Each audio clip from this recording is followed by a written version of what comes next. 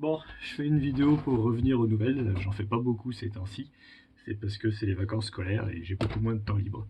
J'avais mon imprimante 3D qui avait lâché, l'autre imprimante 3D que j'ai essayé de monter qui marchait pas. Là ça y est, j'ai une imprimante 3D qui marche, il faut que je change le type de filament pour passer du PLA à l'ABS, si je veux continuer notamment les projets par rapport au spectromètre infrarouge. Mais pour le moment, j'ose pas, j'ai peur que ça capote, donc je vais d'abord regarder plein de tutos, de docs et tout avant de faire ça.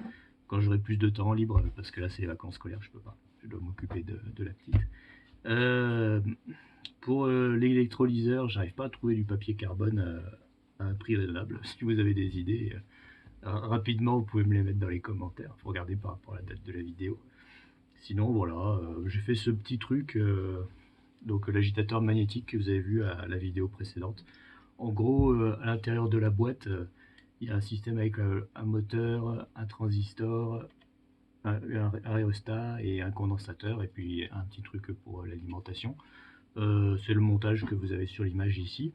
Il a quand même fallu avoir un petit rapport de réduction, sinon ça marchait pas. Et là même, vous voyez, il est encore beaucoup trop rapide, ça a tendance à aller trop vite quand on le met au maximum, donc ça décroche. C'est un truc qui va me servir en fait. Je vais mettre une résistance chauffante et à ces espèces de modules chinois qu'on peut acheter sur AliExpress où ça fait un thermostat en fait. Vous avez le capteur thermique et il contrôle la résistance chauffante pour réguler une température. Ce qui me permettra d'avoir un agitateur thermique, un agitateur avec une régulation de température. Ce qui est très utile pour beaucoup de procédés chimiques, mais moi je vais l'utiliser pour faire de l'extrait de malt, puisqu'il faut faire une réaction enzymatique et du coup, il faut réguler la température tout en agitant pour pas que les enzymes soient détruits, etc. Et cet extrait de maths, il devra me servir à faire des milieux de culture gélosés pour baisser la microbiologie, donc les champignons, tout ça, ça m'intéresse. J'essaie de faire, je sais pas, des pleurotes, des trucs comme ça. Sinon, pour l'électrolyseur, oui, j'y reviens. Je trouvais pas le papier carbone, peut-être je vais faire sans papier carbone. Dans un premier temps, je pense que j'aurai un électrolyseur qui marchera. Et après, essayer avec le papier carbone, mais il faut vraiment que j'en trouve. Et les expériences que je vais faire avec le charbon et les arcs électriques, si ça marche, j'aurais peut-être résolu le problème du papier carbone. Sinon, je réfléchis à utiliser du charbon actif.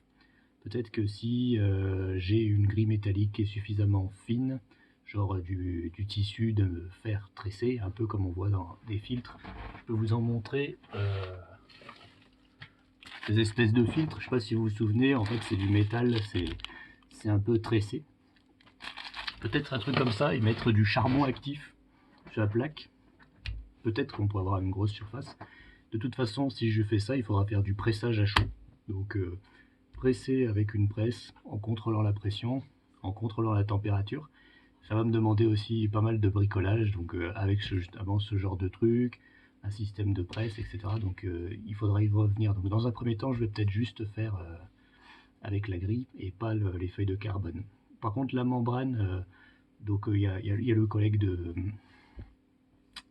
Mars Proof, qui a suggéré, qui m'a montré une idée d'utiliser un filtre. Donc j'ai déjà des filtres, donc je vais sûrement utiliser les filtres pour la membrane.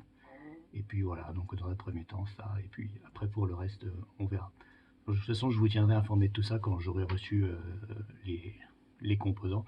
Quand j'aurai changé les filaments de, de mon imprimante 3D, je pourrais imprimer les canaux et donc commencer les premiers assemblages. Il faudra aussi que j'arrive à avoir du tissu métallique, mais ça je pense que je vais réussir à trouver. Voilà.